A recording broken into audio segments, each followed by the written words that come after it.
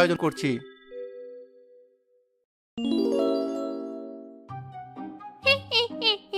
জেলেটা তাহলে আমার জালে ফেসেই গেল। এবার আমার কতদিনের স্বাদ পূরণ হবে। এবার আমিও একটা সংসার করতে পারবো।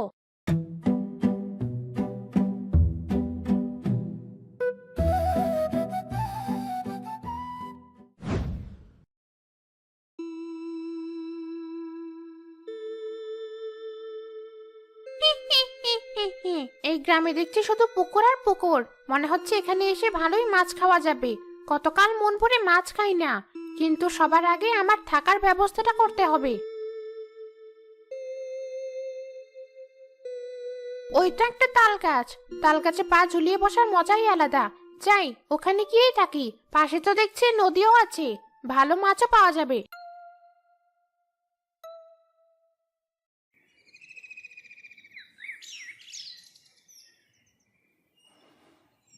মা বাবা, তোমরা একা ফেলে চলে গেলে। আমি তো একদম এতিম হয়ে গেছি। আমার যে এমন একা একা থাকতে মোটেও ভালো লাগে না। সবুজ, এই সবুজ, কোথায় গেলি? আজ নদীতে যাবি না?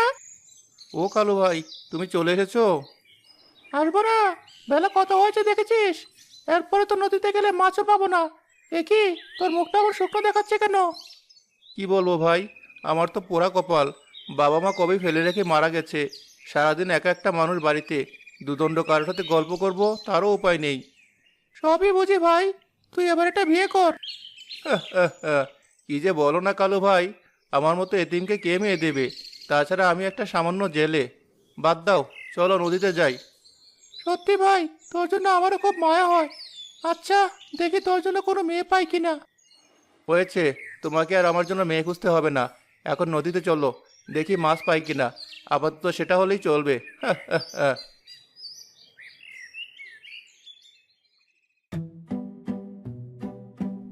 ধর, আজ আবার চুলে জট লেগেছে। এত বড় চুল নিয়ে আমার হয়েছে জ্বালা। বাহ, আজ তো আমাকে খুব সুন্দর দেখাচ্ছে। যখন বেঁচে ছিলাম তখন আমার চেহারা আরো কত সুন্দর ছিল। তবু কপালে একটা বিয়ে জুটেনি। তাই এখনো সংসার করার স্বাদটা আমার আছে।